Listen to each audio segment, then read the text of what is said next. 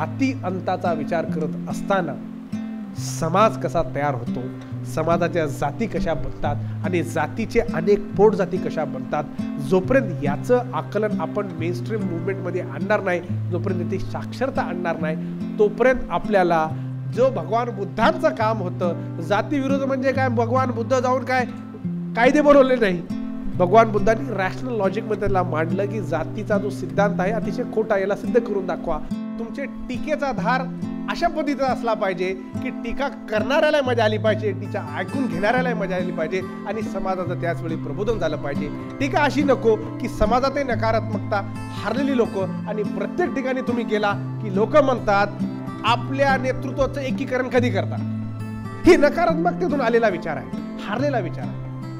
काय नेमकं झालेलं आहे? कोण आहे तो या देशातली? मुसलमान, सिख, बुद्ध किंवा जैन किंवा ख्रिश्चन? समतेच्या शोधात निघालेली भारतीय आहेत ही. सतत एखाद्या धर्मात तुमचा सातत्याने अपमान होत असेल, हाडहाड करत असतील, तर कोण राहणार आहे अशा घरात? आणि ते समतेच्या शोधात निघालेले सगळे भारतीय आहेत, त्यांना भारतीय म्हणूनच आपण ऍक्सेप्ट केलं पाहिजे. पण we search reasons to hate teacher. आणि आपण जो मार्ग पत्करलेला आहे, धर्म म्हणत नाही मी, धम्म आहे तो, आणि तो मार्ग मैत्री, करुणा आणि सगळ्यात महत्वाचं अहिंसेचा धर्म, एकामेकाला जोडण्याचा धर्म आहे. संत तुकाराम ये अस्पृश्य है, ये शूद्र है, ये धर्म की बात नहीं कर सकता, ये धर्म को आह्वान दे नहीं सकता, ये धर्म के किसी ग्रंथ पर प्रवचन कर नहीं सकता. ये बात जब कही जा रही थी, बहिनाबाई नाम की ब्राह्मण ने एक शूद्र का शिष्यत्व स्वीकार कर तत्कालीन ब्राह्मणवाद की जड़वारिता को नष्ट किया है. बाबा बुल्ले शाह जो मक्का मदीना जाकर आए थे, जो हाजी का दर्जा रखते थे, उन्होंने अपना गुरु कुनबी को माना था. अच्छा, कुनबी को गुरु, मुसलमान होकर कुनबी को गुरु, बस्ती ने निकाल दिया, खानदान ने निकाल दिया.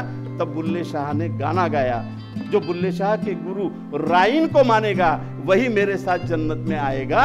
ये 16वीं सदी का उनका कथन है.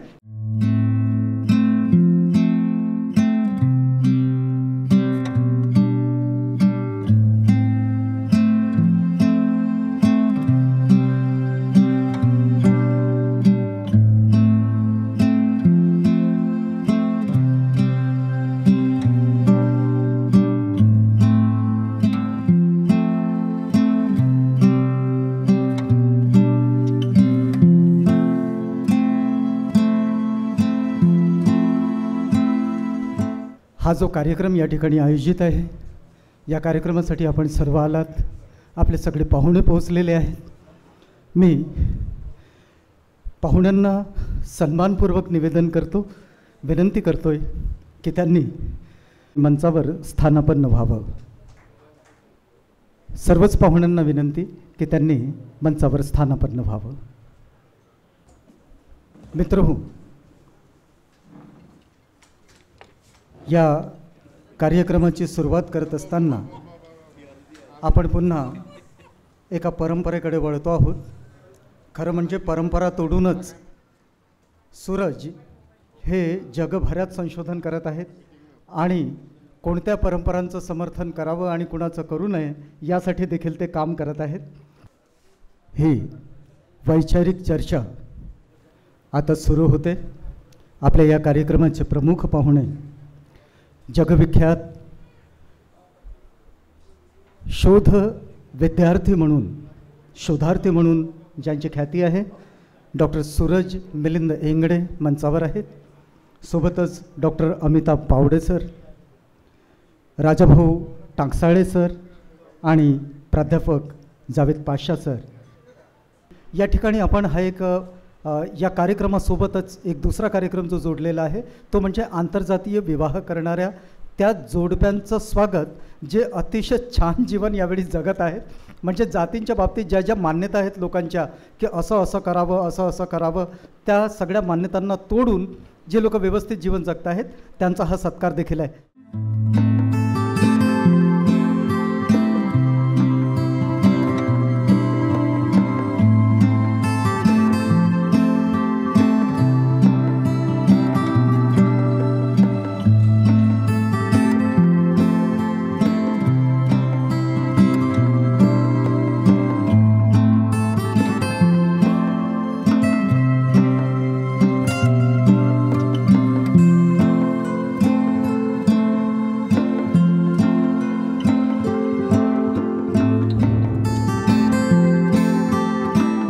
आजचा हा जो सेमिनार आहे आणि जो विषय आहे की जातीअंत समानता आणि भारतीयांची भूमिका, तुम्हाला माहिती असेल एक प्रसिद्ध गीतकार साहिर लुधियानवी जी, और उनका एक गीत था कि तू हिंदू बनेगा ना मुसलमान बनेगा, इंसान की औलाद है इंसान बनेगा। उन्होंने कहा था कि अच्छा है अभी तक तेरा कुछ नाम नहीं है, तुझको किसी मज़हब से कोई काम नहीं है। मुझे बार बार ये लगता था कि इसमें जातीय शब्द भी ऐड करना चाहिए था, क्योंकि भारत जो है यहाँ पर जब भी जो कोई बच्चा जन्म लेता है तो उसके साथ कुछ वक्त के बाद जाति उसका स्वभाव बन जाती है और वो जाति जो है उसके डीएनए का हिस्सा बन जाती है। तो इसलिए ये पंक्तियों में शायद ये शब्द ऐड करना चाहिए था, ऐसा मुझे लग रहा था। भारत में सदियों से कई कोशिशें हुई है जातिभेद को मिटाने की, चाहे हम कबीर की परंपरा को देखें, रविदास की परंपरा को देखें, तुकाराम महाराज की परंपरा को देखें, कई परंपराएं आई हैं। वर्तमान समय में राम मनोहर लोहिया हो, रामस्वरूप वर्मा जी हो, पेरियार ललित सिंह यादव हो, हरिचंद गुरुचंद ठाकुर जी हो, तमाम ऐसे कई लोग हैं कि जिन्होंने जाति भेद को मिटाने के लिए संघर्ष किया। मान्यवर साहब कांशीराम ने जाति भेद को मिटाने के लिए जाति तोड़ो समाज जोड़ो का आंदोलन चलाया। डॉक्टर बाबा साहब अम्बेडकर की एनिहिलेशन ऑफ ए कास्ट ये किताब पढ़ के उन्होंने बामसेफ DS4 और BSP बनाई। तो तमाम ऐसे कोशिशें लगातार जारी होती हैं। मुझे याद है कि 10 साल पहले जब हमने आवाज़ इंडिया TV की शुरुआत की थी, तब हमने हम बेटियां सावित्री के एक प्रोग्राम शुरू किया था और उसमें पहला इंटरव्यू कुमुदताई पावड़े का हुआ था। अभी हाल ही में उनका निधन हुआ और आज इस सभागृह में मौजूद शायद कुछ नए लोग हैं, उनको पता नहीं होगा कि उन्होंने उस वक्त 600 से अधिक इंटरकास्ट मैरिज करवाए थे। ये अपने आप में बहुत बड़ा एक क्रांतिकारी स्टेप था। और जब उनका देहांत हुआ और जब मैं वहाँ था तो मुझे ऐसा लगा कि ये जो कारवां उन्होंने यहाँ पे ये जो कारवां उन्होंने चलाया था उसे हमने भी आगे बढ़ाना चाहिए। और सही मायने में अभिवादन तभी होता है हमारे लोगों को कि जब हम उनके रास्ते पर चलते हैं। तब जब मैं सूरज जी से बात कर रहा था, वो भारत के कई हिस्सों में बात कर रहे थे और प्लानिंग ये हो रहा था कि नागपुर में भी कोई प्रोग्राम हम अरेंज करें, तो हमने यही कोशिश की कि हम कास्ट को कैसे मिटाएं, क्योंकि कास्ट मैटर्स ये इनकी एक बहुत प्रसिद्ध किताब है और जिसका 7 भाषाओं में अनुवाद भी हुआ है। तो हमने फिर सोचा कि हमने इसी विषय पर सेमिनार रखना चाहिए और इसलिए आज हमारे मंच पर सम्माननीय राजाभाऊ टाकसाळे सर हैं, जिनका सेंट पॉल स्कूल है और बहुत संघर्ष से उन्होंने अपना एक मकाम हासिल किया है और ज़ीरो से हीरो तक का सफ़र है। और आज इनके स्कूल के जो बच्चे जूनियर कॉलेज भी है वो टॉप में आते हैं। तो हम लोग सब कुछ कर सकते हैं। हमारे साथ अमिताभ पावड़े सर हैं, वो एक किसान भी हैं और उनके बारे में क्या कहना कि आप सब उनके बारे में जानते हैं। हमारे साथ में जावेद पाशा सर है।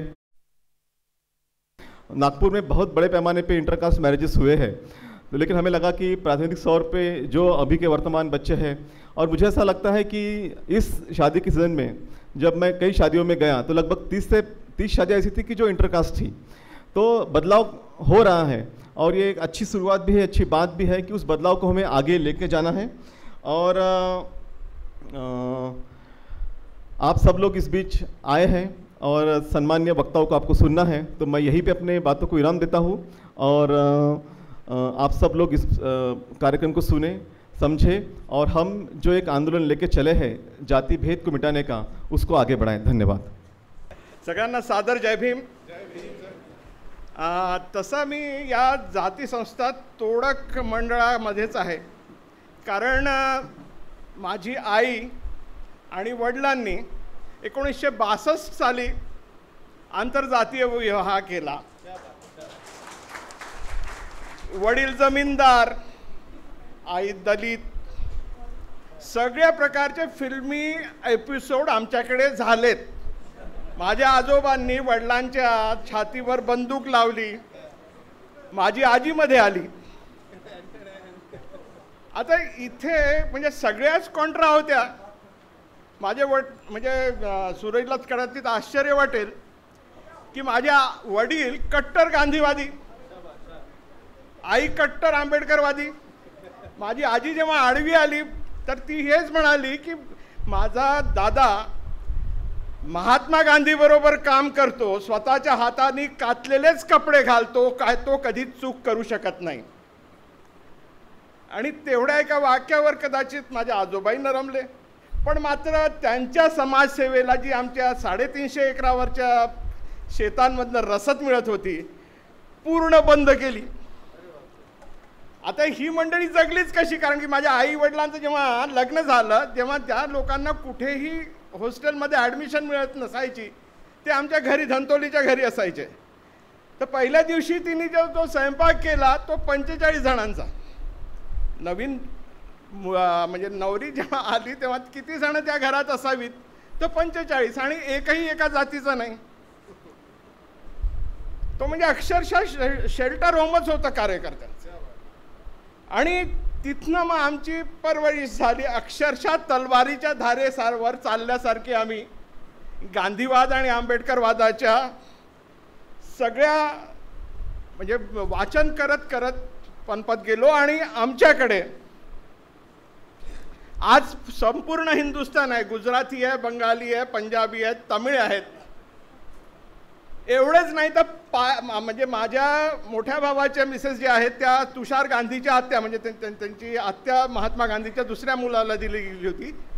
तर त्यांच्याकडे आमच्यापेक्षाही ॲडव्हान्स म्हणजे जो गांधीवाद आंबेडकरवाद करतात, तर तिथे आणखी विस्तृत असं की पारशीसुद्धा त्यांच्याकडे आहेत. अगदी हैदराबादचे निजामसुद्धा त्यांचे नातेवाईक आहेत त्या मशरूवाला कुटुंबाचे. शुद्ध वैष्णव गुजराती आहेत ते. बाबासाहेबांनी खूप सुंदर शस्त्र दिलेली आहे तुमच्या हातात, लेखणीची, पण त्याचा वापर आपण कधी करणार आहोत? पूर्ण गुलामी परत आल्यानंतर की त्याच्या आधी? हे सर्व दिसत असताना आपल्यापैकी लिहित का नाही, बोलत का नाही, चुप का बसतात, निषेध का नाही नोंदवत? हे माझं प्रामाणिक मत म्हणजे तुमच्यासमोर मांडू इच्छितो की आपण कमीत कमी लिहिलं पाहिजे. 3 ते 4 हजार पत्र रोज जाऊ द्या वर्तमानपत्राला की या स्थिती आहेत म्हणून सध्याच्या घटकेला. याचं कारण असं, आपण जोपर्यंत चुप राहू तोपर्यंत यांना असं वाटेल यांची मूक सहमती आहे या अत्याचाराला. कारण की गुलामीची सवय आपल्याला हजारो वर्षापासून घातली गेलेली आहे. या संविधानाच्या राज्यात तुम्ही बोलत नाही म्हणून तर काल ते सगळे भगवाधारी संसदेत घुसले. आरडाओरडा केला असता तर एखादी हिंमत होती कधी जायची? ज्यांची लायकी नाही ते जाऊन आलेत तिथे. काय काय क्वालिफिकेशन्स होते त्यांच्या? आणि दुसरी महत्त्वाची गोष्ट म्हणजे 2 प्रकारचे शूद्र मी या 75 वर्षात बघितलेत. एक बाबासाहेबांनी जागृत केलेले आपले सगळे आंबेडकरी चळवळीतले, ज्याला या धर्मव्यवस्थेने शूद्र म्हटलं, तर त्यांच्याबद्दल मी एक शेर सांगू इच्छितो. कश्तियां नहीं तो क्या, कश्तियां नहीं तो क्या, हौसले तो साथ है, कह दो ना खुदाओं से तुम कोई खुदा नहीं. आपल्या हौसल्यांच्या भरोशावर तुम्ही इथपर्यंत आलात. आणि दुसरी शूद्र मंडळी जी माझी सवर्ण नातेवाईक आहेत ते कसे झालेत? आजही त्याच रूढी परंपरांमध्ये आहेत. त्यांच्यासाठी परत एक शेर सांगतो मी, तोही ना खुदावरच आहे. ना खुदा को खुदा कहा है तो फिर डूब जाओ, खुदा खुदा ना करो. ना खुदा को खुदा कहा है तो फिर डूब जाओ, खुदा खुदा ना करो. अजूनही त्याच वेळेचा दगडात देव दाखवला यांना, आजही त्याच्या पुढेच नाक घासणार असतील. आणि हाच काहीतरी चमत्कार, आपणच विकत आणायची मूर्ती, त्याच्यासमोर आराधना करायची आणि म्हणायचं की नाही हा काहीतरी चमत्कार करणार आहे. याच्यापेक्षा मूर्खपणा दुसरा असूच शकत नाही जगात. आणि याच्यातनं पटकन जागा व्हावं, कारण की शूद्रांना ना अध्ययनाचा अधिकार आहे. त्यात स्त्री मंडळी सगळीच आली, कुठल्याही जातीची असली तरी. काय झालेलं आहे नेमकं?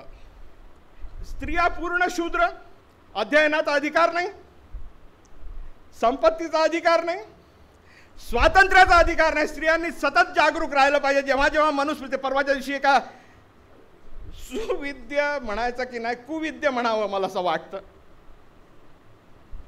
न्यायाधीशांनी म्हटलं की मनुस्मृतीचा अभ्यास करा. ज्या मनुस्मृतींनी स्पष्ट सांगितलं की स्त्रीला कधी स्वतंत्र ठेवू नये. दुसरा श्लोक आहे अध्याय क्रमांक 9 मनुस्मृतीचा 9 अध्यायाचा दुसरा श्लोक जर म्हटला, आता मी पूर्ण संस्कृत बोलणार नाही कारण की तो उगाच शो ऑफ दिसेल, पण दुसऱ्या श्लोकमध्ये त्याचं स्पष्ट म्हणलेलं आहे कुठल्याही स्त्रीला स्वतंत्र ठेवता कामा नाही. आणि तिसऱ्या श्लोकमध्ये म्हटलेलं आहे की एक तर ती पुत्राच्या आधारे, पित्याच्या आधारे, नाही तर पतीच्या आधारे जगली पाहिजे, तिला स्वातंत्र्य नाही. आणि इतकं वाईट त्या स्त्रियांबद्दल लिहिलेलं आहे त्याच्यात. मनुस्मृती प्रत्येकाने वाचावी अशी माझी इच्छा आहे. कमीत कमी मनुस्मृती का जाळल्या गेली याच्यावर लिहिलेली जी पुस्तकं आहेत यूट्यूबवर अवेलेबल आहेत काही बरीचशी, ते जरूर पहा. कारण की मनुस्मृती जर उद्या संविधान म्हणून येणार असेल असं म्हटलं जातं, फक्त एकटी मनुस्मृती येणार नाही, त्याच्याबरोबर आणखी 23 स्मृती आहेत, त्याच्यात आणखी खाली पडलेली पाराशर स्मृती देखील येईल.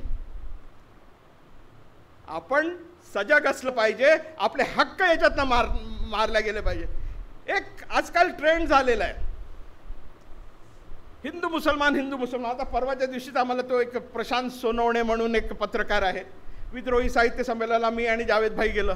त्यांनी म्हणे की तुम्हारा भाषण होने के बाद में जावेद भाई का हुआ, ऐसा लग रहा था तुम 2 जुड़वा भाई है जो मेले में बिछड़ गए थे.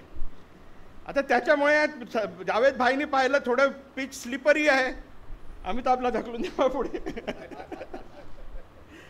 काय नेमकं झालेलं आहे? कोण आहे तो या देशातली मुसलमान, सिख, बुद्ध किंवा जैन किंवा ख्रिश्चन्स? समतेच्या शोधात निघालेली भारतीय आहेत ही. सतत एखाद्या धर्मात तुमचा सातत्याने अपमान होत असेल, हाडहाड करत असतील, तर कोण राहणार आहे अशा घरात? आणि ते समतेच्या शोधात निघालेले सगळे भारतीय आहेत, त्यांना भारतीय म्हणूनच आपण ॲक्सेप्ट केलं पाहिजे, किंबहुना त्यांच्या पाठीशी आपण सतत उभं राहिलं पाहिजे. कारण आपण भारतीयांना एक वाईट सवय आहे, we search reasons to hate each other. धर्माच्या नावावर आपण एकामेकाचा तिरस्कार करतो, जातींच्या नावावर आपण जात एक असली तर असं भागत नाही. मला क्षमा करावी, बौद्ध जनतेने देखील पोट जाती उखरून काढतो आणि तिरस्कार करतो की नाही? खरं बोला, अरे जोरात बोला हो, लोकशाही आहे, मी काही अतिरेकी नाही. रिस्पॉन्ड करा, कारण की जोपर्यंत तुमच्यात निघणार नाही तर असं वाटेल मी काहीतरी खोटं सांगतोय तुम्हाला. पोट जाती निघाल्या तर गोत्र शोधतील, गोत्र नाही सापडली तर प्रदेश शोधतील, हा दक्षिणेतला तो उत्तरेतला तो कोकणी तो अमकन धमकन, पण will search reasons to hate each other.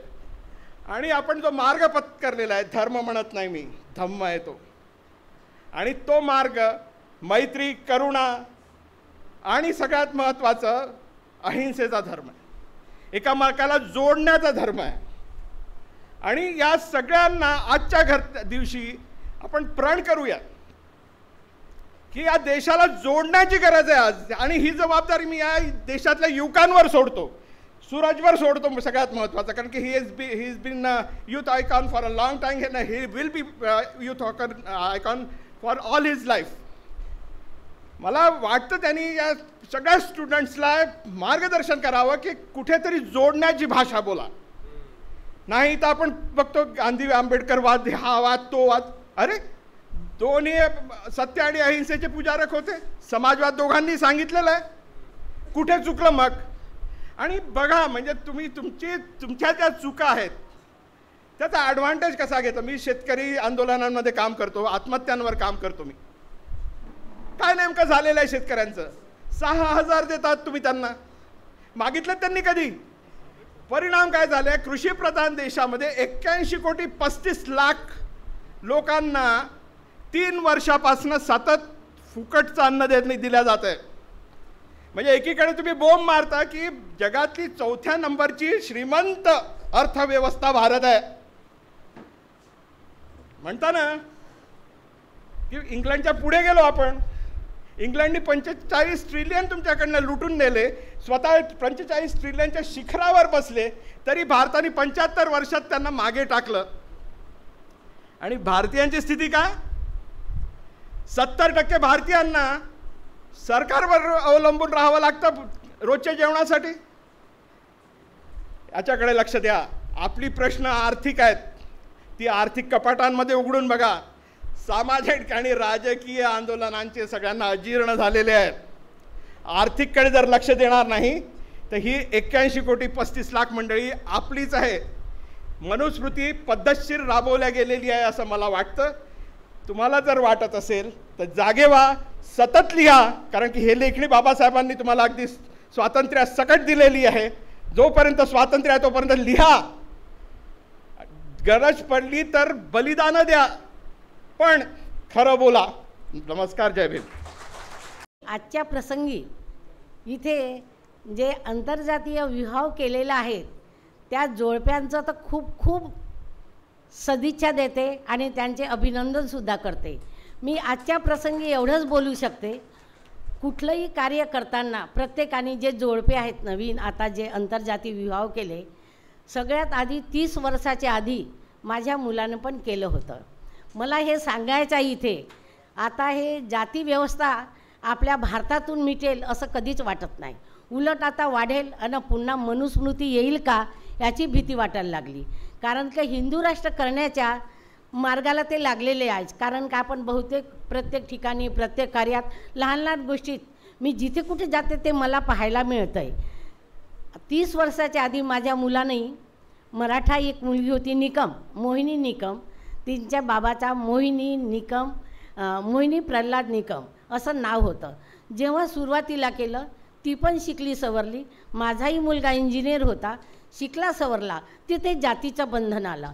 सुरुवातीला दोघांचं प्रेम होतं, दोघांना ते विचार पटले एकमेकाचे आणि त्यांनी ते लग्न केलं.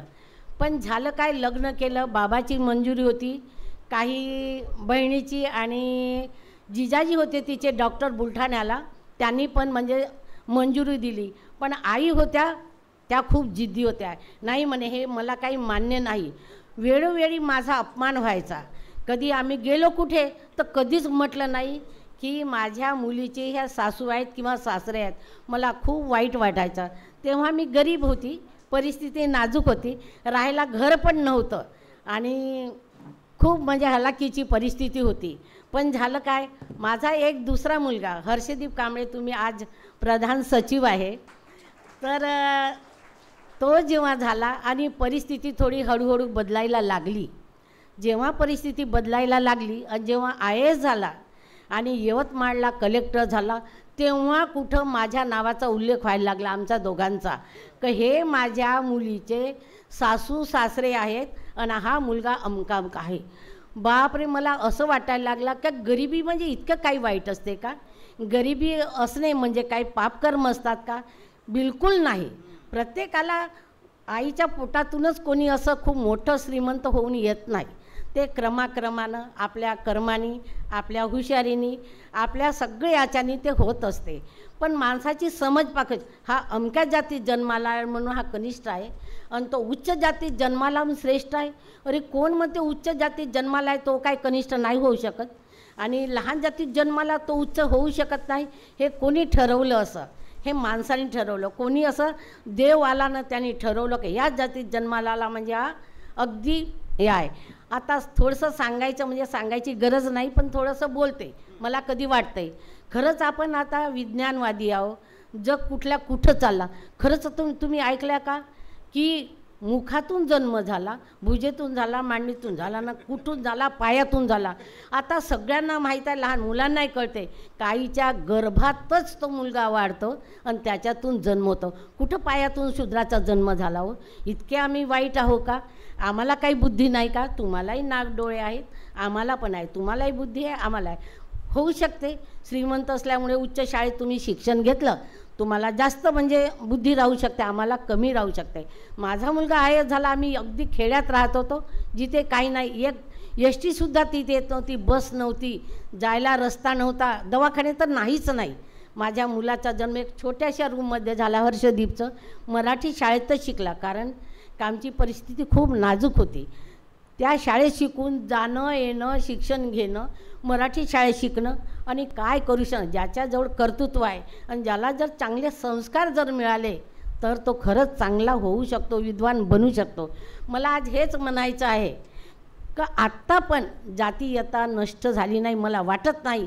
सावित्रीबाईला त्या काळामध्ये आणि ज्योतिबा फुलेंना किती त्रास झालं, स्त्रियांना किती त्रास होता.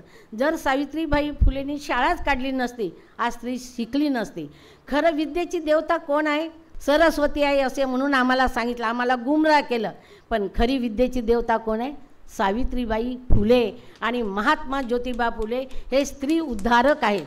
आणि त्यांचं अनुकरण बाबासाहेब त्यांना गुरु मानतात. त्यांचं अनुकरण बाबासाहेबांनी केलं आणि आज आमचा सगळं उद्धार केलं असेल सगळ्यांचाच, सगळ्या स्त्रियांचा. प्रत्येक स्त्रियांनी 100 वेळा बाबासाहेबाला नमन केलं तर वागवं होणार नाही. कारण का स्त्रियांसाठी खूप काही केलं बाबासाहेबांनी. आज पहा, स्त्रियांसाठी ज्यांची 12 तास नोकरी होती 8 तास केलं. स्त्रियांना प्रसूती रजा मिळते. प्रत्येक पुरुषांच्या बरोबरीने ती काम करू शकते, प्रत्येक क्षेत्रात जाऊ शकते, काय करू शकत नाही. स्त्रियांसाठी एवढं केलं बाबासाहेबांनी. जर मुलांनी सांभाळ केलं नाही तर त्यासाठी बाबासाहेबांनी तरतूद केली आहे की मुलांनी सांभाळ केलं नाही का त्याच्याकडून तुम्ही पोटगी घेऊन तुम्ही त्याचा म्हणजे त्यांच्याकडून घेऊन तुम्ही आपला उदरनिर्वाह करू शकता. एवढं करणारे एवढे विद्वान म्हणजे पूर्ण आपल्या जगात म्हणजे बाबासाहेबाला 10 विद्वानातून गिनती झाली. त्याच्यात एक भारतातलं कोण होते तर डॉक्टर बाबासाहेब आंबेडकर. मला असं म्हणायचं आहे की असं नसते की तो या जातीत जन्माला आला म्हणून तो म्हणजे विद्वान नाही. आता तुम्ही विचार करा, बाबासाहेब नसते तर आमचं काय झालं असतं. म्हणून ते म्हणतात ना, कुणी नाही कुणी त्याचा साथीदार मिळते. जो उपाशी असला तर कुणीतरी येतो आणि त्याला घासभर तुकडा देतो. आज बाबासाहेबांनी आपला स्वतःचाही विचार केला नाही, पत्नीचा विचार नाही, मुलाबाळाचा विचार केला नाही आणि एवढ्या जगाचा एवढ्या स्त्रियांचं उद्धार करते म्हणजे कोण? डॉक्टर बाबासाहेब आंबेडकर. आम्हाला एवढा स्वातंत्र्य दिलं. आज इथे जे म्हणजे जातीय विवाह झालं म्हणजे किती मी इथं त्यांना इतकं म्हणजे हे देते, शुभेच्छा देते की वाव खूप चांगलं कार्य केलं. कारण का ते विचारवंत आहेतच. त्यांनी आपलं जीवन कसं चांगलं जाईल म्हणून त्याच्या जातीचं वगैरे काही बंधन न पाळता त्यांनी आपल्या जीवनाची सुरुवात केली. आणि मला तर असं म्हणायचं खरोखर तशी सुरुवात जेथपर्यंत होणार नाही. बाबासाहेबाचं उदाहरण घ्या. बाबासाहेब जरी त्या अडचणीत असते पण त्यांच्याशी जे लग्न केलं, एका ब्राह्मण मुलीशी लग्न केलं त्यालाही कारण होतं. आणि दुसरं जातीयता नष्ट कशी होईल त्यासाठी बाबासाहेबांनी केलं. आणि त्यांच्या प्रकृतीचंही होतं, त्या डॉक्टर होत्या म्हणून त्यांना करावं लागलं आणि ते करून दाखवलं. आणि प्रत्येकाने, मी तरी असे म्हणेन, श्रीमंत असो की जास्त शिकला असो, चांगले गुण ज्याच्यामध्ये असतील प्रत्येकाने एकमेकाचं अनुकरण करून तसं वागायलाच पाहिजे. कर्माने कोणी उच्च होत नाही. खरोखर मी आज तर असं म्हणेन, प्रत्येकाने जर भगवान बुद्धांनी जे विचार दिले, स्वातंत्र्य, समता, बंधुता आणि न्याय, जर तुम्हाला सुख पाहिजे असेल, दुःखातून जर मुक्त व्हायचं असेल तर तुम्ही कुशलच कर्म करा. आपलंही भलं करा आणि दुसऱ्याचंही भलं करा. स्वतःही पोटभर खा आणि दुसऱ्याला एक पोळी तरी द्या. म्हणजे आज तुम्ही द्याल तर उद्या नक्कीच घ्याल. म्हणून तुम्ही सतत करत राहा. आणि भगवान बुद्धांनी सांगितलं का पंचशिलेचं पालन करा. खोटं बोलणार नाही, चोरी करणार नाही, व्यभिचार करणार नाही, दारू पिणार नाही आणि हिंसा करणार नाही. किती म्हणजे चांगलं सांगितलं. हे काही एका जातीकरता सांगितलं. भगवान बुद्धाचा धम्म फक्त आमच्याकरता आणि त्या सगळं जाती धर्माकरता. हे शिलाचं पालन जो करेल तो दुःखातून मुक्त झाल्याशिवाय राहणार नाही. मी आज उपस्थित असलेले, मी लहान तोंडी मोठा घास घेते. मी जास्त शिकलेली नाही, फक्त माझं स्वप्न होतं. मी जरी शिकली नाही गरिबीमुळे, माझा जन्मच म्हणजे आता मी 77 वर्षाची आहे. माझा जन्मच त्या काळी झाला. माझ्या माहेरी कोणी मुली शिकत नव्हत्या. फक्त आम्ही 2च मुली होतो की तिथे शिकायला मजबुरीने शिकायला जातो. आम्हाला शिक्षणाचा अधिकार नव्हता. गावकुसाच्या बाहेर राहतो, काय काय अडचणीला तोंड देऊन 7वा-8वा वर्ग शिकली आणि मी इथपर्यंत आली. पण माझी जिद्द होती, मी शिकली नाही पण माझ्या मुलाला शिकवल्याशिवाय राहणार नाही. खेड्यात राहायची तरी पण माझ्या मुलांना मी चांगले संस्कार दिले. आणि आज पूर्ण तुमच्यासमोर माझ्या मुलाचं, माझे 4ही मुलं म्हणजे चांगल्यात, एकही मुलगा, 5 मुलातून एकही मुलगा. मला सगळं म्हणतात की आई तुमचे 5 मुलातून तुमचा एक तरी मुलगा म्हणजे वाईट मार्गाला का मिळालं नाही.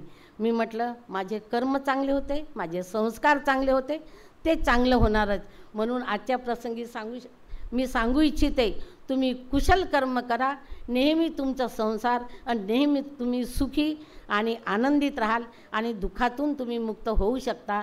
एवढेच बोलून मी आंतरजातीय ज्यांनी विवाह केला त्या सगळ्या जोडप्यांना शुभेच्छा देते की त्यांचा संसार चांगलं होईल. नेहमी कुशल कर्म करा आणि सुखाने राहा. एवढे बोलून मी 2 शब्द बोलतो. मानवता पर आधारित मानवीय समाज की निर्मिति में जिनके आरंभ बिंदु से शुरुआत होती है वो तथागत सिद्धार्थ गौतम बुद्ध, उन्हें अभिवादन करता हूँ. उसके बाद इस जाति अंत की लड़ाई लड़ने वाले मध्ययुग के समतावादी सारे संत, सूफी संत, इन्हें भी अभिवादन करता हूँ. इस लड़ाई को आगे आधुनिक पद्धति से लड़ने वाले क्रांति सूर्य महात्मा ज्योतिबा फुले, माई सावित्रीबाई फुले,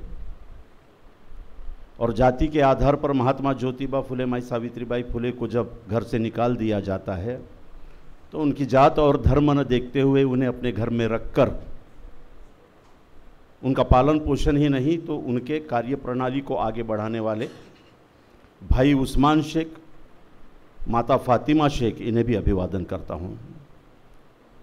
इस लड़ाई को आगे कानूनी तरीके से पहले बार लड़ने वाले और जिन जातियों को अधिकारों से बाहर रखा गया था उन्हीं जातियों को अधिकार के क्षेत्र में आरक्षण के द्वारा लाने वाले आरक्षण के जनक छत्रपति शाहू महाराज को अभिवादन करता हूँ. और आधुनिक पद्धति से धर्म और जातियों का रोल ही ख़त्म कर देने वाले, धर्म व्यवस्था का रोल ख़त्म कर देने वाले और एक शुद्ध नैतिकता पर आधारित, नागरिकता पर आधारित, कानून पर आधारित व्यवस्था को प्रदान करने वाले संविधान निर्माता डॉक्टर बाबा साहब आम्बेडकर, इन्हें अभिवादन करता हूँ. आवाज़ इंडिया की एक तारीफ़ करना चाहूँगा कि जब से उन्होंने अपने कार्यप्रणाली को शुरुआत की है तो आज का दिन उन्होंने एक मिशन को नहीं छोड़ा है. जितने भी प्रोग्राम लिए हैं, अब मैं तो उनका बहुत लाड़का मुसलमान हूँ, मौलाना नहीं मिलते तो मैं मिल जाता हूँ आसानी से, और जहाँ मैं रहता हूँ वहाँ मौलाना नहीं आते, ये मेरा दुखना है. तो इन्होंने एक मिशन के तौर पे हर चर्चा को, हर परिचर्चा को, चाहे राजनीति हो, समाज नीति हो या साहित्य नीति हो, आवाज़ इंडिया ने एक अपना कमिटमेंट जिंदा रखा है. मैं उनका अभिवादन करता हूं. मित्रों, 1946 का ब्रिटिश इंडिया सरकार के राज्यपाल का एक आदेश है. ये आप पढ़ लीजिएगा, ये आदेश नेट पर अवेलेबल है अंग्रेजी. 1946 पंजाब के ब्रिटिश राज्यपाल, एक कोर्ट लाहौर, एक केस लाहौर हाई कोर्ट में गई थी कि पारधी जातियों के कुछ लोग एक सरकारी महकमे में चले गए थे, उन्हें पुलिस ने पकड़ा, केस दाखिल हुई क्योंकि उस महकमे में जो उच्च अधिकारी थे उनके टेबल तक वो पारधी लोग पहुंच गए थे. और 1946 में ब्रिटिश इंडिया कॉन्स्टिट्यूशन में ये कानून था कि निचली जातियां जो नोटिफाइड हैं वे सरकारी कार्यालय, अंग्रेजी वो सरकारी कार्यालय, सार्वजनिक स्थान, सार्वजनिक यूटिलाइजेशन के संस्थान, न्यायालय, इनमें दाखिल नहीं हो सकते, और अगर होते हो तो उनके लिए सजा का प्रावधान था. 146 जातियां ऐसी नोटिफाइड है उस ऑर्डर में जिनको इन सारे स्थानों पर जाने की मनाही थी, जात पर आधारित. अब जात पर आधारित ये तो एक उदाहरण था. बाबा साहब आम्बेडकर जी ने जब संविधान बनाया तो मेरे ख्याल से ये पूरे 146 जातियां जिनको कार्यालयों में, सार्वजनिक क्षेत्र में, सार्वजनिक स्थानों पर, शिक्षा में, व्यवसाय में आने के बाद सजा का प्रावधान था, इन्हें आने के लिए हक और अधिकार का, आरक्षण का प्रावधान करके जाति व्यवस्था के संघर्ष को बड़ी चोट की है. हम जाति अंत के इस संघर्ष को बराबर एक नए दृष्टिकोण से देखते चले कि इस देश में अर्थव्यवस्था की रीढ़ की हड्डी ये शूद्रों की जातियां हैं. आपल्याकडे काय झालेलं आहे, समाज जे बांधणीचा प्रकार आहे कारण आपल्याला कुठल्याही स्तरावर काम करायचं असेल तर सर्वप्रथम समाज तयार झाला पाहिजे. महात्मा ज्योतिबा फुलेंचं अतिशय महत्त्वाचं पॅन इंडियाचं योगदान जे आहे की त्यांनी समाज बांधण्याचं काम केलं.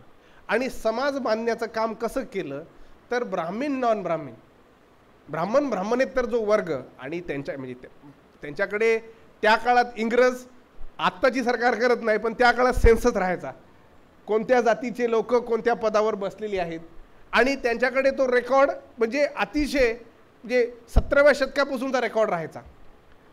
डॉक्टर अनिल सील नावाचे केम्ब्रिजचे एक मोठे त्यांना डॉन म्हणायचे, म्हणजे केम्ब्रिज आणि ऑक्सफर्डमधल्या प्राचार्याला डॉन म्हणलं जातं. तर त्यांच्या पुस्तकामध्ये त्यांनी जे संशोधन केलं त्याच्यात त्यांनी मांडलेलं आहे की ब्रिटिश सरकारांच्या ज्या रेकॉर्डमध्ये जाती यायच्या त्यांच्या जातीवर त्यांचं किती प्रभुत्व आहे हे त्या काळी कुठल्याही सुव्यवस्था करणाऱ्या ॲडमिनिस्ट्रेशनला महत्त्वाचं असतं. त्याचा रेफरन्स रोझालिंड ओहॅनलॉन जिने महात्मा फुलेंचं चांगलं चरित्र लिहिलं त्याच्यामध्ये आपल्याला पाहायला मिळतो. तर समाज बांधणीसाठी जेव्हा महात्मा फुले हे सगळं डेटा बघत होते तर तेव्हा त्यांनी एक क्लासची जी भूमिका आहे, वर्गवारीची जी भूमिका आहे ती जातीयातून कशी मांडली की जेणेकरून कष्टकरी आहेत आणि अनेक शूद्रातिशूद्र त्यांच्या जो कल्पनातून आहे एक नवीन ओळख समाज बांधण्याची केली.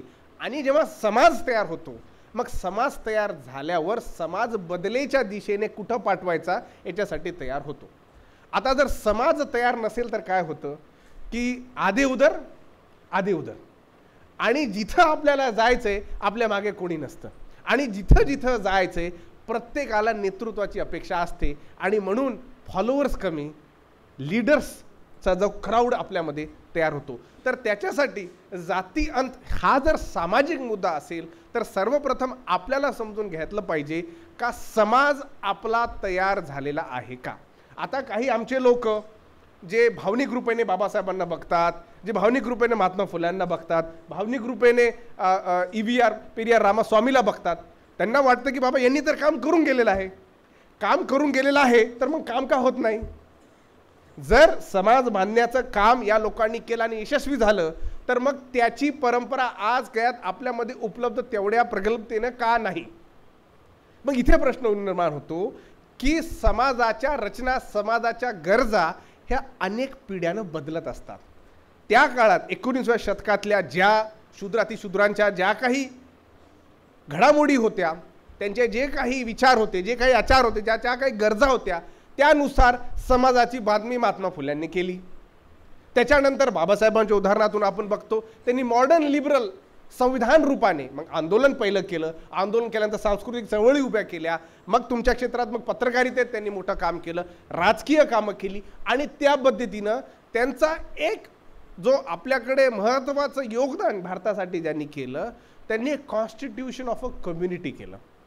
कॉन्स्टिट्यूशन ऑफ इंडिया हा लिटरल 1949च्या नंतरचा भाग आहे. आधी समाजाचं कॉन्स्टिट्यूशन कसं असलं पाहिजे, समाजाची बांधणी कशी असली पाहिजे याच्यासाठी बाबासाहेबांचे खूप मोठं आंदोलन या प्रकारे झालेलं आहे. आणि जाती अंताचं आंदोलन हे जातींना समजून घेतल्याशिवाय होत नाही, म्हणून त्यांनी कोलंबियाच्या विद्यापीठाच्या त्यांच्या जो अलेक्झांडर गोल्डन वायझरचा जो सेमिनार होता, आता काही आमचे लोक त्याच्यावर टीका देखील करतात, साहजिकच आहे. 100 वर्षानंतर विचार बदललेले असतात, 100 वर्षानंतर परिस्थिती बदलली असती. आता तो तेथीच त्या काळी लिहिला आणि त्या काळी जर आपण त्याचं अवलोकन केलं, त्याचं ॲनालिसिस केलं तर लक्षात येईल की बाबासाहेबांच्या ज्या काही महत्त्वाच्या भूमिका होत्या त्या 1916च्या थिसिसमध्ये 3 एक प्रमुख बाब बाबासाहेब आपल्या याच्यात मांडतात. आणि ते कसे एक युवक विचारवंत, एक युवक स्कॉलर जो आपल्या अँथ्रोपॉलॉजीच्या अभ्यासासाठी केलेला आहे. तर बाबासाहेब काय म्हणतात, बाबा जाती व्यवस्था ही एक महत्त्वाच्या महिलांच्या शोषणावर आधारित असलेली व्यवस्था आहे. म्हणजे आणि बाबासाहेब त्या काळात माझे खूप मार्क्सिस्ट मित्राशी आमचे आता नेपाळला जाऊन आलो तेही तुम्हाला सांगतो त्याचा अनुभव. खूप वेळा बाबासाहेबांनी महिलेचा संदर्भ देताना म्हणतात जात व्यवस्था ही सरप्लस वुमन म्हणजे अधिक असलेल्या महिला तयार करते. आता कसं तर असं आहे बा की आपल्या त्या काळामध्ये बालविवाह व्हायचे, अतिशय कोवळ्या वयात लग्न व्हायचे आणि विशेषकर पुरुषाचं वय जास्त राहायचं, कधी दुप्पट कधी तिप्पट राहायचं आणि मुलीचं वय कोवळ्या वयाचं साहजिकच आहे वयानुसार, आणि त्या काळात लाईफ एक्सपेक्टन्सी आज आपल्याकडे आहे तेवढी नसायची, तर ती मरायची आणि ही वयाच्या 20-31 पर्यंत येईपर्यंत ही राहायची विडो. आता ह्याला सरप्लस वुमन, आता काय होईल बाबा, ही जर महिला तयार झाली तर मग ब्राह्मण शास्त्रांच्या अनुसार ब्राह्मण माणूस हा जर ती विडो आहे तिच्यासोबत लग्न करण्यासाठी ती प्रामाण्य, कारण ती विटाळ झालेली आहे. आता मग विटाळ झालेली आहे, ब्राह्मण लग्न करणार नाही, तर मग लग्न कोण करणार? लग्न ते करणार ज्यांना जातीचा घेणं देणं नाही. मग कुठल्या जाती करतील? शूद्र, अतिशूद्र, आदिवासी जाती, त्यांना काही याचा फरक नाही. जाती कधी त्यांचं चुंबन एवढ्या पद्धतीनं प्रेमानं घेतलेलं नाही. त्याच्यामुळं सरप्लस वुमन तयार झाल्या. आता या सरप्लस वुमनचं करावं काय बाबा, जर या जाऊन दुसऱ्या जातीच्या लोकांसोबत आंतरजातीय विवाह करतील तर मग यांच्या मुलांची नाव यांचं काय करावं? म्हणजे पूर्णी शुद्धतेवर आधारित असलेली वर्णव्यवस्था, ज्यात आपण जातीचं आपण एक कोपरा तयार केलेला आहे, या कोपऱ्याचं कुठे ना कुठे महत्त्वरूपाने डेमोक्रेटायझेशन होईल, आणि ही भीती त्यांना होती. म्हणून त्यांनी काय पर्याय दिला? बाबासाहेब सांगतात तिला आगीत जीवन मारून टाका. त्याला त्यांनी सतीची मान्यता दिली. ही सरप्लस. नाहीतर काय करा, जर ती मरत नसेल तर तिचे केस कापा, तिला पांढरी साडी घाला, म्हणजे लक्षात आलं पाहिजे की अरे हिचं जे होतं हिचा नवरा मेलेला आहे आणि समाजासाठी उपयुक्त नाही. तर ते टिकवण्यासाठी बाबासाहेब म्हणतात एकतर जाती व्यवस्था, त्यांचा एक थिसिस आहे. दुसरं बाबासाहेब म्हणतात जात व्यवस्था ही इमिटेशनवर आधारित आहे, अनुकरणावर आधारित आहे. वरच्या वर्णाचा काय करतो ते खालच्या वर्णाचे करत जातात. म्हणून अनेक वेळा आमच्या समाजामध्ये, विशेषकर आमच्या आंबेडकरी आणि बहुजनवादी विचारांमध्ये, कधी कधी खूप लोकांना ज्यांना अभ्यास नसतो, ज्यांना याची जाणीव नसते, ते काय म्हणतात की बाबा शूद्र जातीचे लोक अतिशूद्रावर अत्याचार करतात तर ते आपले दुश्मन आहेत. बाबासाहेबांचा 1916चा थिसिस पाहिला तर बाबासाहेब काय म्हणतात, जात व्यवस्था ही प्राथमिक रूपाने इमिटेशन, अनुकरणावर आधारित असलेली व्यवस्था आहे. तर अनुकरण करणारा मूर्ख का अनुकरण करणारा लावणारा मूर्ख? म्हणजे व्यवस्थेचं अनुकरण करणारे याच्यात पापी का जे बिचारे अनुकरण करतायत ते पापी? अनुकरण करणाऱ्या व्यक्तीकडे काही त्याच्याकडे तेवढी सत्संग विवेक बुद्धी नसल्यामुळं ते अनुकरण करत आहेत.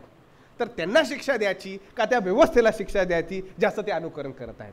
तर याच्यामुळं हे जे बाबासाहेबांच्या आंदोलनाचे जे आपल्याला बारकावे दिसतात हे आपल्याला त्यांना अगदी पायात ते पाळण्यात म्हणतात, लहानपणी त्यांचा आपल्याला विचार तिथून दिसतो आणि बाबासाहेबांचं मग त्या प्रकारे इथं आंदोलन चालायला लागतं. आता आजच्या परिस्थितीमध्ये जेव्हा अनेक विषय जाती अंताच्या रूपाने आपण पाहायला लागतो, आपल्याकडे याचं डायग्नोसिस नाही. आपल्याकडे काही बाबासाहेबांचे निवडक ग्रंथ आहेत, निवडक भाषणं आहेत आणि आपण त्याच्यात शोधण्याचा प्रयत्न करतोय आणि तिथं आहेत देखील.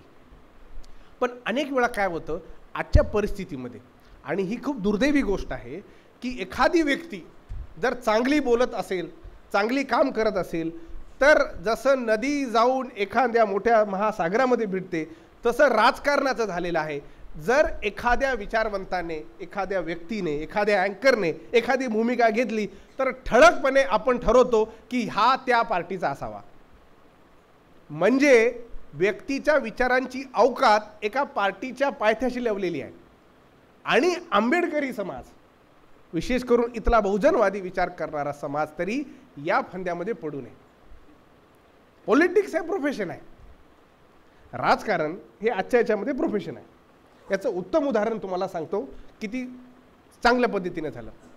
ज्या काळात आजच्या ज्या ओबीसी जाती आहेत, ज्या काळात ओबीसी काका कालेलकर कमिशनचा जेव्हा रिपोर्ट आपण पाहतो आणि त्याचा जेव्हा आपण ॲनालिसिस करतो तर सगळ्यात महत्त्वाचा विरोध ऑल इंडिया काँग्रेसला एक पक्ष देत होता, तो होता all India scheduled caste federation. आणि AISCFची भीती होती, कारण हे कॉन्सॉलिडेशन ऑफ कास्ट करायची. पंजाबराव देशमुखांच्या आणि बाबासाहेबांच्या ज्या काही राजकीय घडामोडी आहेत त्याच्यामध्ये आपल्याला हे जे पुरावे आहेत आपल्याला दिसतात.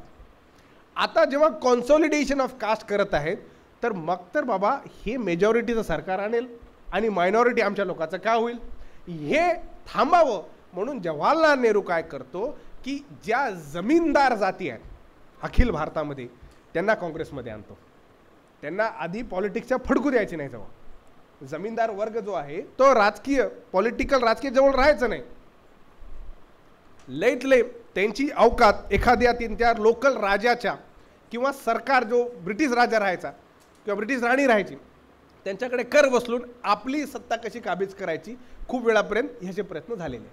मग यांना पॉलिटिसायझेशन कधीच होऊ दिलं नाही. बाबासाहेब आंबेडकरांनी ते पाहिलं. त्यांच्या आधी तेव्हा त्यांनी आंदोलन पाहिली तेव्हा लक्षात आलं की बाबा हे कॉन्सॉलिडेशन आपण केलं पाहिजे. आणि तो विचार की मेजॉरिटी कास्टने डेमोक्रेसीच्या सिद्धांतामध्ये येऊन आपली सरकार बनवली पाहिजे तो विचार त्यांनी मांडला. ते तोडण्यासाठी जवाहरलाल नेहरूने ह्या ज्या जाती आहेत यांच्यामध्ये सॉलिडिफिकेशन करून याला पॉलिटिसाइज केल्यानंतर त्या जातीला ब्राह्मणिकल सिस्टममध्ये सहज आणलं. कसं आणलं की तुमची जो भारताचा स्टेट आहे स्टेट तुम्हाला म्हणायला सेक्युलर आहे, स्टेट तुम्हाला म्हणायला बाकीच्या अधिकारामध्ये आहे, पण जर तुम्ही ऑफिसमध्ये गेल्या कुठल्या सरकारी किंवा पोलीस स्टेशनमध्ये गेल्या तर तुम्हाला लक्षात येतं की हे सगळे बोलण्याचे गोष्टी आहेत, बाकीच्या गोष्टी तुम्हाला तुमच्या आचारान व्यवहारात दिसतात. ही सॉलिडॅरिटी तोडण्यासाठी काँग्रेसनं ज्या प्रकारात काम केलं त्याचा सडेतोड उत्तर बाबासाहेब आंबेडकरांच्या नंतर कांशीराम साहेबांनी केलं. त्यांनी बहुजन कल्पनेची जी विचारधारा आहे जी बाबासाहेबांनी कॉन्सॉलिडेट करण्याचा प्रयत्न केला होता, जिथं नेहरूने येऊन इंडियन नॅशनल काँग्रेसचा आपला सरकारी पकडा येऊन त्याच्यावर कंट्रोल केला, त्याचा तोडून कांशीराम साहेबांनी परत ती कॉन्सॉलिडेशनची प्रक्रिया सुरू केली. आणि आज आपण अनेक जातीचे जे लोक आहेत ते कॉन्सॉलिडेशन ऑफ कास्ट करून कास्टलेस आणि क्लासलेस सोसायटीबद्दल बोलतो. तर हे एक अतिशय महत्त्वाचं आपल्याकडे जी दुर्बीण लावणारं जे ॲनालिसिस आहे आपल्याला प्रत्येक चळवळीमध्ये पाहायला जरूर भेटेल. आणि फुलेशाहू आंबेडकरची चळवळ जेव्हा आपण म्हणतो तेव्हा चळवळीचं खूप वेळा आरोप करण्यात येतं की तुम्ही लोक जाती संपवण्यासाठी नाही, तुम्ही लोक जाती बळकट करण्यासाठी तुम्ही एकरूप आलेले आहात.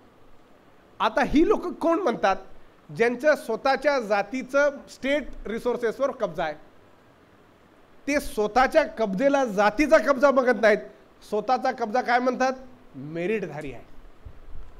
मी प्रधानमंत्री झालो किंवा मी मुख्यमंत्री झालो म्हणजे माझ्यामध्ये मेरिट आहे.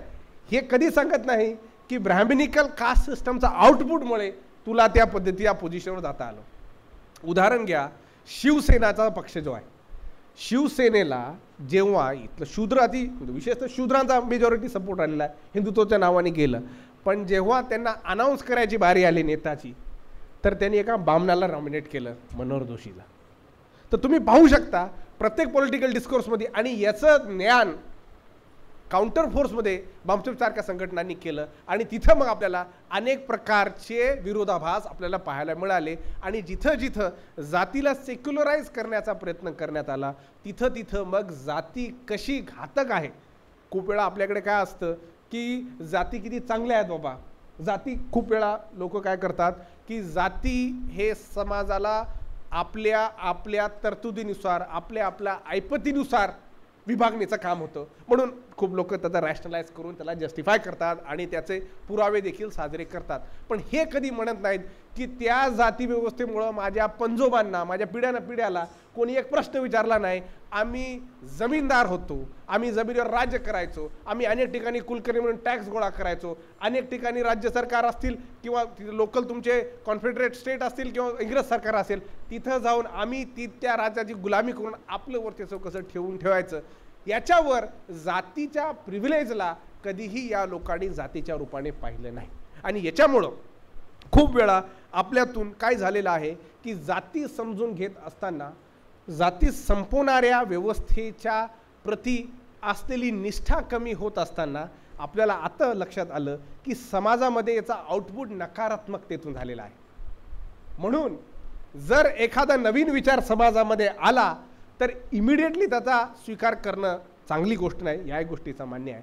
पण ते विचार संपूर्ण समजून घेण्याच्या आधी त्या विचाराला, त्या व्यक्तीला, त्या संघटनेला किंवा त्याला आधीच नावं ठेवून त्यांचे संबंध आपल्या समाजामध्ये तर खूप चांगली सवय आहे, आपल्याला पटलं नाही की तो RSS वाला आहे.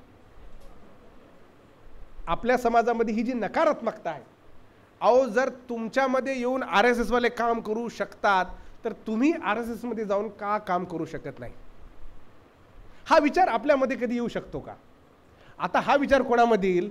जो राज्य करू शकतो, आणि म्हणजे एक सांगण्यात येतं, म्हणजे राजा माणसाचे विचार आपण काय करतो, आपण दुय्यम दर्जाचे भिकारी नागरिकासारखा विचार करतो. भिकाऱ्याची अवकात काय असते, कोणी वाढलं तर घेतलं, नाहीतर शिव्या दिल्या, दोन्हीपैकी एक पर्याय नसतो. दिलं तर दिलं, नाहीतर शिव्या दिल्या, दुसरं काय नाही. राज्य करणारा काय करतो, पुढचा विचार करतो. आणि याचा आउटपुट बघा. म्हणजे इथं परत कांशीराम साहेबांचा तुम्हाला संदर्भ आला पाहिजे.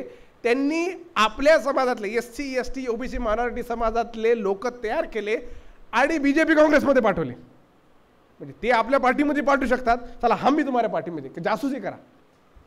याचं उत्तम उदाहरण अजित सिंगाच्या तुम्ही नेतृत्वामध्ये पाहू शकता. अशी अनेक उदाहरणं आपल्याकडे आहेत. हा विजन असणं हे कधी येईल, जेव्हा तुम्ही स्वतःला या देशाची तुम्हाला शासनकर्ती राज्यकर्ती जमात बनायचे, त्या दृष्टिकोनातून जेव्हा पाहू. नाहीतर फक्त सरकारच्या तुटपुंज्या दिलेल्या आरक्षणाच्या भिकेवर राज्य करायचं असा विचार जर केला तर तुम्ही कधीही स्वतःला स्वतंत्र राज्य म्हणून पाहू शकणार नाही. जर तुम्हाला खरंच राज्य करायचंय तर तुम्हाला राज्यासारखा विचार करावा लागेल. गरीबासारखा, भिकाऱ्यासारखा. भिकारी राज्याचा विचार करू शकतो का, तो स्वप्नात बघू शकतो. राज्य करायचं असेल तर राज्यकर्त्याचे काही स्वभाव असतात. आता तुम्हाला काही राग येईल, बुवा हे आरक्षणाला भीक कसा म्हटला, बुवा याच्यासाठी आम्ही एवढं झगडलेलो आहोत, एवढं केलेलं आहोत. त्याची उदाहरण तुम्हाला देऊन सांगतो कशा प्रकारात तुमची अवस्था आता आणलेली आहे. अनेक वेळा आपल्याकडे जे विषय झालेले आहेत, जे चिंतनं झालेली आहेत, ती अतिशय आध्यात्मक रूपाने ज्या प्रकारे लोक भावनिकतेनं गेलेले आहेत, तशाच प्रकारचं आंदोलनाचं आध्यात्मिकरण झालेलं आहे. आणि याची भीती आहे. जिथं आंदोलनाचं आध्यात्मिकरण झालं तिथं लोक पैगंबराच्या शोधात लागतात, पुढाऱ्याच्या शोधात लागतात.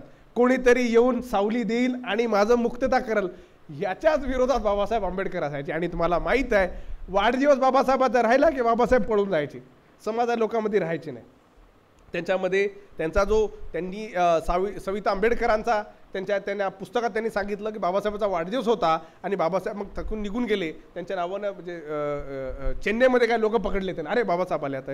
अरे म्हणलं तुमच्यापासून धावासाठी आलो, कारण तुम्ही उगा माझ्या मागं लागता, पाया पडता वगैरे वगैरे करता, मला या गोष्टीत इंटरेस्ट नाही, मला काय नवीन कोणतं. हे एक रॅशनल माणूस आहे, एक विवेकवादी माणूस आहे, विज्ञानवादी माणूस आहे, या भानगडीत पडणारा नाही आहे. अशा व्यवस्थेत जेव्हा आपण नवीन राज्य स्थापित करण्याचा प्रयत्न करतो, आपल्या समाजामध्ये अनेक प्रकारच्या नकारात्मकता आलेल्या आहेत. आणि त्याचं कारण देखील आहे. याचं कारण काय की आपल्याला अनेक ठिकाणी एवढे धोके मिळालेले आहेत की आता आपण फुकू चहा पितो. आणि साहजिकच आहे, पण किती वेळ फुकणार. चहाची गरमाहट गेल्यावर थंड चहा पिणार का, तेव्हाच आयडेंटिफाय करून जिथे काही रिसोर्सेस दिसतील तिथं मागं जाणार.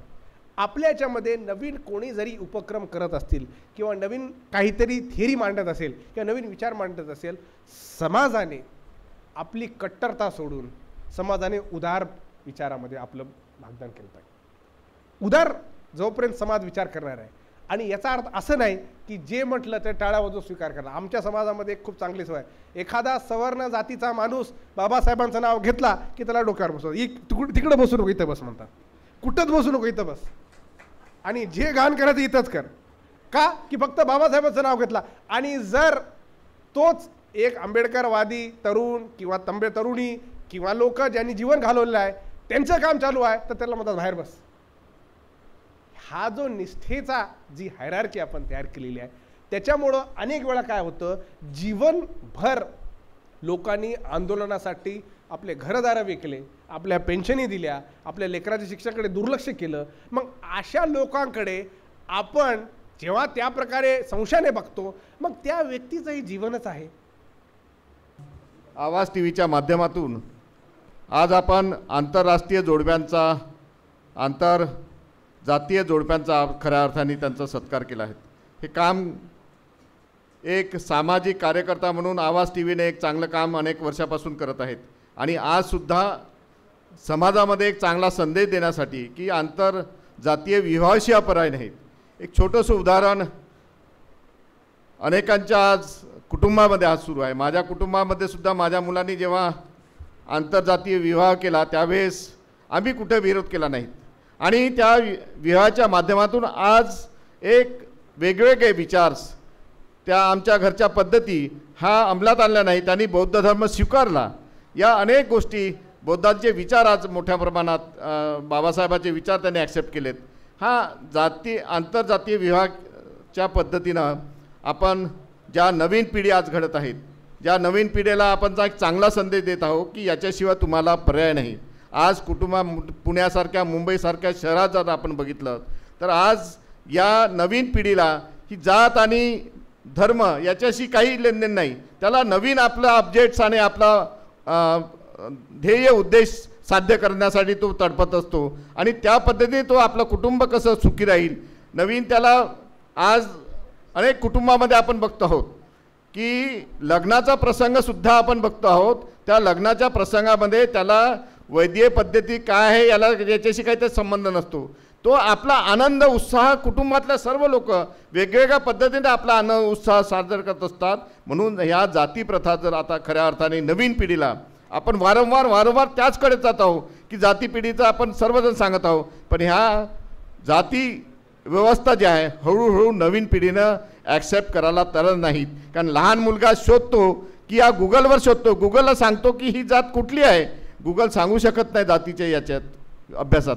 म्हणून नवीन विज्ञान पद्धतीचं हे राज्याला आहे, नवीन विज्ञानं ॲक्सेप्ट केलं आहे, बाबासाहेबांचा विचार नवीन पिढीने ॲक्सेप्ट केला आहे. म्हणून या आंतरजातीय विवाहाच्या या समाज हा तयार झाला पाहिजे. अनेक कुटुंब जुळतील आणि या कुटुंबातून आपण सुद्धा आपल्या कुटुंबामध्ये मुलीने केलं असेल मुलाने केलं असेल त्याचा विरोध करू नये. आपण विरोधच आपला घरापासून विरोध सुरू करतो. आपल्या जातीची पोरगी भेटली नाही का, आपल्या जातीचंच आपल्या एका पोरगी आपण कमी केली आहे, एक मुलगा कमी केला आहे, तू एक चांगला कमवता पोरगा आहेस, अरे काय फरक पडतो. दुसरी जातीची मुलगी आली किंवा आपल्या मुलानं दुसऱ्या मुलासोबत लग्न केलं तर काही फरक पडत नाही. उलट सामंजस्य प्रमाण तयार होतं, एक चांगलं कुटुंब तयार होतं.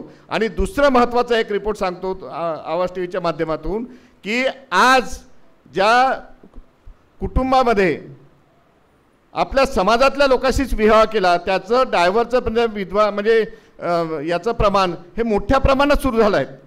आज 90% त्याचं कुटुंबात पटतच नाही. 6 महिने झाले 4 महिने झाले का त्याचं डायव्हर्सचं त्याचं पत्र तयार होऊन जाते. मुलाचा स्वभाव पटत नाही, मुलीचा स्वभाव.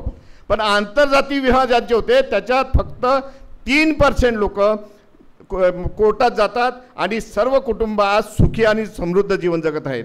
मला या माध्यमातून आपण केलेला कार्यक्रम अमित भाऊ खरंच खूप चांगला कार्यक्रम आहे. खूप मोठे वक्ते आपण बोलवलेत त्याबद्दल मी सर्व वक्त्यांचं आलेल्या पाहुण्यांचं सर्वप्रथम मी खूप अभिनंदन करतो. कारण जास्त वेळ झाला आहे आणि आपण ऐकण्यासाठी सूरज भाऊलाच ऐकत होतो. सूरज भाऊने एक चांगला अभ्यास पूर्ण आपल्या सर्वांना मार्गदर्शन केलं. मी इथे सर्व तज्ज्ञ आणि आंबेडकरी विचाराचे सर्व लोक इथे उपस्थित आहेत त्या सर्वांचं अभिनंदन करतो आणि माझे 2 शब्द संपवतो. जय भीम. केवळ जातीच्या बाहेरच लग्न नाही तर आता धर्माच्या बाहेर आणि राष्ट्राच्या बाहेरही लग्नाची उदाहरणं आता मंचावरच आहेत. आमच्या जोहराई आहेत, एक सून थायलंडची आहे आणि आता नवीन एक सून अमेरिकेची आहे. 2 सून आंतरराष्ट्रीय झालेल्या आहेत. त्याच्यामुळे आपण आता ग्लोबल होत आहोत. लवकरच आपण या जातीच्या विरोधातलं हे आंदोलन उभं करू आणि जिंकू आणि जाती अंताची ही लढाई आपण या ठिकाणी जिंकू. त्याचं एक पहिलं पाऊल म्हणून हा परिसंवाद हे परिचर्चा आपण इथं ठेवलं होतं. आणि या ठिकाणी माननीय अमिताभजी पावडे त्यांना आपण ओळखता. अनेक पिढ्यापासून आम्ही जेव्हा कुमार वयात होतो नुकतेच चळवळीत आलो होतो तेव्हा त्यांच्याकडे पाहूनच आम्ही चळवळीत काम करत होतो. त्यांनी या ठिकाणी मार्गदर्शन केलं, त्यांचं मी फार फार आभारी आहे. त्याच्यानंतर नेहमीच यंग असणारे म्हणजे त्यांच्याकडे पाहून वाटते की त्यांनी 60 ओलांडली असेल. जावेद पाशाकडे पाहून वाटतं का 60 ओलांडली असेल, वाटत नाही. त्यांच्या आवाजात अजूनही जवानी आहे, रवानी आहे आणि क्रांती आहे आणि सतत ते मार्गदर्शन करत असतात. त्यांनी या ठिकाणी मार्गदर्शन केलं, त्यांचंही मी आभार मानतो. विशेष म्हणजे सध्या ॲडमिशनचे पिरियड सुरू आहेत, ॲडमिशन सुरू आहे, रिझल्ट लागले आहे आणि अशा म्हणजे दगदगीच्या काळातही 3-4 तास राजाभाऊनी देणं, ज्यांची शाळा इतकी मोठी आहे सतत त्यांचे फोन ॲडमिशनसाठी वाजत असतो, अशाही काळात त्यांनी 3 तास या ठिकाणी देणं ही मोठी गोष्ट आहे. यावरून समाजाची जी आपुलकी आहे, जाती अंताची हे लढाई लढली पाहिजे, जिंकली पाहिजे ही जी भावना आहे राजाभाऊमध्ये ती आपल्याला या ठिकाणी दिसते आणि त्यांनी महत्त्वपूर्ण वेळ या ठिकाणी दिला, त्यांचे मी या ठिकाणी आभार मानतो. विशेष म्हणजे या ठिकाणी डॉक्टर हर्षदीप कांबळे यांचे आई आणि वडील दोघेही या ठिकाणी उपस्थित आहे आणि त्यांच्याच मार्गदर्शनाखाली हा जो कार्यक्रम होता, नवीन जोडप्यांना, आंतरजातीय जोडप्यांना स्वागत करण्याचा, त्यांचा सत्कार आणि त्यांना एक बक्षीस द्यायचं. बक्षीस हा उद्देश नव्हता, पण एक मोटिवेशन येणाऱ्या पिढीला मिळावं, ज्यांच्यामुळे लाभलं ते दोघंही या ठिकाणी उपस्थित आहेत, त्यांचे मी आभार मानतो. आपण सर्व लोक या ठिकाणी, म्हणजे विशेष म्हणजे उत्तम शेवडे आहेत, त्याच्यानंतर पुरण मेश्राम साहेब आहेत, इकडे मून साहेब आहेत आणि बरेचसे मंडळी ज्यांना आम्ही ऐकत आलेलो आहेत. आज त्यांनीही शांतपणे श्रोत्यांमध्ये, आमचे इमो नारनरे सर पण या ठिकाणी आहेत, ते श्रोत्यांमध्ये बसले आणि खरं तर ते मार्गदर्शक म्हणून आम्ही त्यांच्याकडे पाहतो, पण आज ते श्रोत्यामध्ये बसले. त्यांचेही मी या ठिकाणी फार फार आभार मानतो. आमचे भाऊ सूरज म्हणजे व्यस्ततेत असताना काठमांडूतून या ठिकाणी आले आणि मोलाचं मार्गदर्शन केलं आणि आपण सर्व त्यांनाच ऐकासाठी या ठिकाणी आला आणि त्यांनी या ठिकाणी जे मार्गदर्शन केलं त्यांचेही मी या ठिकाणी फार फार आभार मानतो. आणि आवाज इंडिया टीव्हीच्या वतीनं, नागपूर बुद्धिस्ट असोसिएशन आणि मैत्री मिशनच्या वतीनं आपल्या सर्वांचं फार फार आभार मानतो. धन्यवाद. जय भीम, जय बुद्ध, जय भारत.